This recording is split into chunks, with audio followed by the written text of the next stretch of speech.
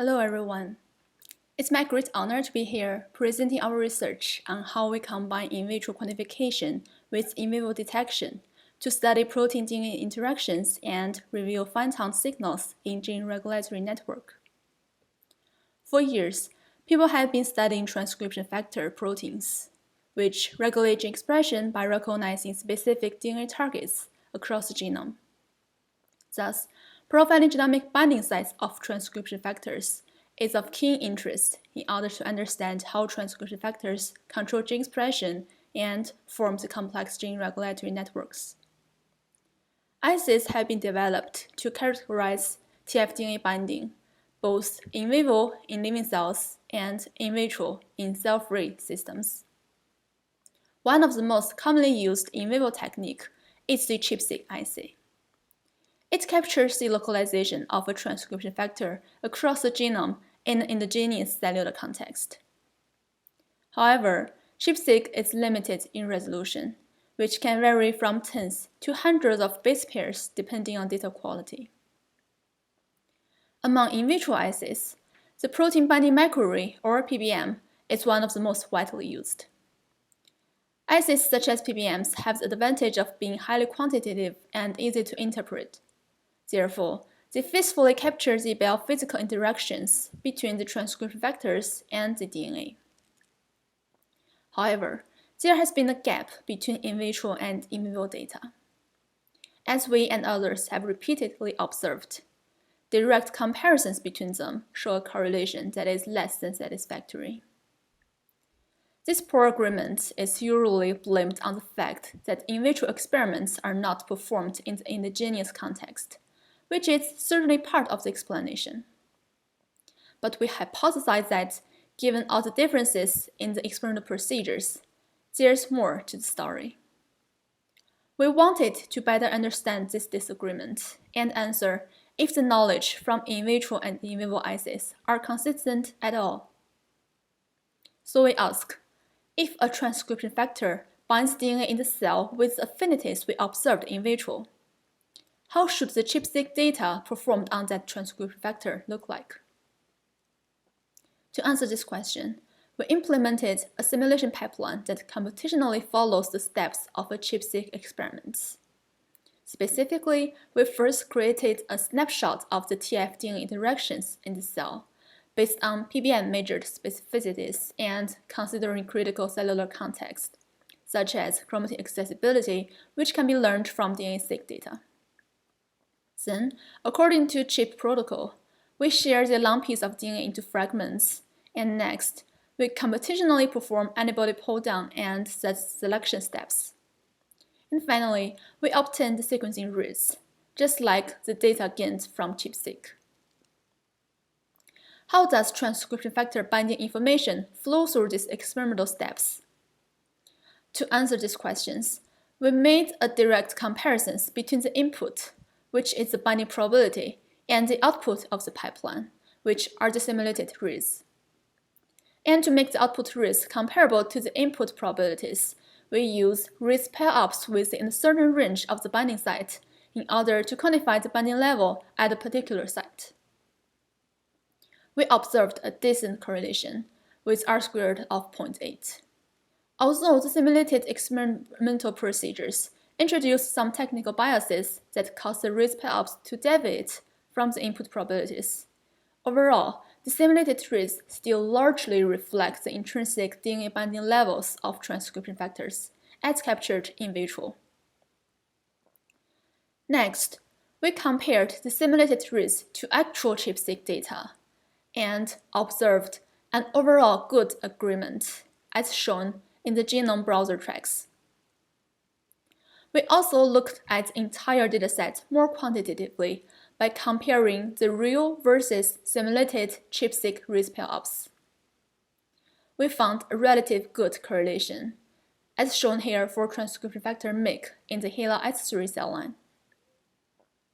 The correlation observed in this case, with an R² of 0.3, is not much lower than the correlation observed between two independent ChIP-seg datasets of Myc in the cell line. Importantly, we note that this plot does not show biological replicates as typically performed when doing ChIP-seq. Instead, the plot shows two separate experiments done by two different groups, each performed in duplicate and processed following the ENCODE guidelines. So it should suggest the limits of ChIP-seq, likely due to resolution. We can do the same analysis for Myc in more cell lines, and we can also generalize to more transcription factors. The correlation varies a bit for different datasets, but overall, our simulation largely recapitulates the cellular binding profile observed in ChIP-seq experiments. So we can simulate in vivo binding of transcription factors with in vitro-based specificities. This indicates that despite the complexities of the cellular environment, the intrinsic binding pattern of transcription factors is consistent between in vitro and in vivo. This being said, the simulation results also tell us that trying to predict in vivo ChIP-seq data from in vitro specificities may not be the best use of the in vitro data. Instead, we propose using the knowledge gained from in vitro assays to complement in vivo data and thus gain a better understanding of transcription factor binding in the cell. Furthermore, our comparisons of real versus simulated ChIP-seq data indicate that quantitative information is to some extent preserved in vivo ChIP-seq data. But given its limitation in correlation, can we really draw quantitative conclusions from this type of data alone? To answer this question, we use one major application of ChIP-seq, calling differential binding, as an example. TF-DNA interactions tend to change, and this change can be caused by disruptions such as mutations in TF binding sites or competition with other DNA binding proteins. Or it could be a reinforcement, such as cooperative binding. And the level of change in DNA binding needs to be evaluated. In the scenario where this change is dramatic, it can be directly reflected by ChIP-seq, and interpretation is straightforward. However, in the scenario where difference is less prominent, it is very likely that we cannot confidently make a call, since ChIP-seq technical bias and noise might as well result in the same level of change. In such cases, we propose that extra knowledge, such as quantitative information from in vitro assays, is needed to call differential binding. To illustrate this, we focus on the situation where transcription factor binding is affected by the presence of a competitor. And we'll show that in the case ChIP-seq data alone is inconclusive, additional in vitro knowledge helps revealing that competition is happening in the cell. We know that most eukaryotic transcription factors are part of large protein families, with paralogous of the same family recognizing similar DNA sequences. Thus, whenever two or more paralogs are expressed in the nucleus at the same time, they may compete for DNA binding at their common target sites. The results of competitive DNA binding between two paralogs can be difficult to predict, since mutations are accumulated over time and cause the paralogs to diverge in their specificity. This divergence differs the winner of competition at different genomic sites and can lead to complex patterns of competitive binding. As a model system, we use the human TFs Myc and Mad. Myc and Mad have highly similar DNA binding specificities, but performing different regulatory functions. And we aim to decipher if Myc and Mad compete for DNA binding in the cell and whether that contributes to their differences in regulatory roles. Data collected from in vitro assays have quantitatively profiled the binding preferences of Myc and Mad. And with this data, we first model the competition between them and visualize how we expect Mad to outcompete Myc. Here, the x-axis represents the binding levels of Myc by itself, while y-axis represents the Myc binding under direct competition from Mad. We saw that Myc can be outcompeted by Mad, shown by a decrease in its DNA binding levels. However, due to the difference in the DNA binding preferences of Myc and Mad, the level of their competition is different at different genomic sites. Mad can effectively outcompete Myc at sites that are preferred by Mad, but not at sites that are preferred by Myc. This suggests that different target sites of Myc can be regulated differently due to this differential competition. Next, we asked whether these competitive DNA binding patterns of Myc and Mad are also reflected in their genomic occupancies in the cell. We obtained ChIP-seq data on Myc in the cell line where its competitor Mad is overexpressed. And then we compared the ChIP-seq data to Myc binding in regular HeLa-S3 cell line where the expression level of Mad is relatively low. If the increased amount of Mad can outcompete Myc, we are expecting to see this effect in ChIP-seq data. However, we found that direct analysis of ChIP-seq data for competing TFs are inconclusive in terms of whether or not the competition is captured by the data. Here, we compare the cellular binding of Myc with and without competition from Mad. The correlation observed here is as good as what we previously saw between two Myc experiments performed under same condition. Is this because the competition didn't do anything to Myc in the cell?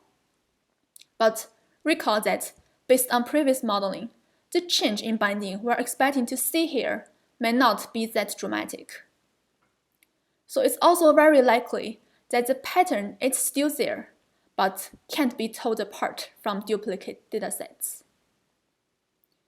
Under this inconclusive situation, instead of solely relying on ChIP-seq data, we combined prior knowledge from in vitro measurements to the interpretation of ChIP-seq data. In this case, we first stratified the genomic binding sites of Myc and Mad based on the expected outcome of their competition in vitro. Here, we describe this competition outcome using what we call resilience, which is defined as the fold change of Myc binding levels due to Mad competition in log scale. Then, we go back to ChIP-seq data and computed the in vivo resilience for the two groups of sites. We found that genomic sites with higher in vitro resilience also have higher resilience in vivo. In other words, sites differentially bound in vitro also show different binding signals in the cell according to ChIP-seq data. This demonstrates that DNA binding patterns resulting from Myc-Mad competition in the cell are consistent with our in vitro observations. So the competition between the Myc and Mad for DNA binding are captured by ChIP-seq data. However, this trend is not directly visible and can only be seen with quantitative knowledge obtained from in vitro assays. This suggests that applying in vitro quantification to the interpretation of in vivo ChIP-seq data may push the limits of ChIP-seq sensitivity and reveal subtle signals in gene regulatory network. To summarize, we first showed that in vitro-based simulation recapitulates in vivo data to a good extent. However, both in vitro and in vivo binding data have their own drawbacks.